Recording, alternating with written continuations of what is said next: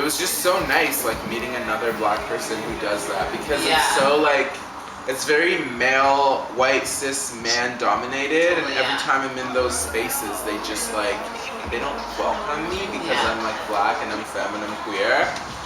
But it's like, I'm the most talented person in the room because I'm like, it's just like, they just don't acknowledge that, and it's just so annoying. So I'm trying to like connect with more black people. Because it's like,